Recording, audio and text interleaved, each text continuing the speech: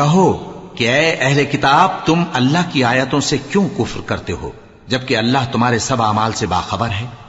کہو کہ اے اہل کتاب تم مومنوں کو اللہ کے رستے سے کیوں روکتے ہو اور باوجود کہ تم اس سے واقف ہو اس میں کجی نکالتے ہو اور اللہ تمہارے کرتوتوں سے بے خبر نہیں؟ مومنو، اگر تم اہل کتاب کے کسی فریق کا کہا مان لو گے تو وہ تمہیں ایمان لانے کے بعد کافر بنا دیں گے، اور تم کیوں کر کفر کرو گے جبکہ تم کو اللہ کی آیتیں پڑھ پڑھ کر سنائی جاتی ہیں اور تم میں اس کے پیغمبر موجود ہیں؟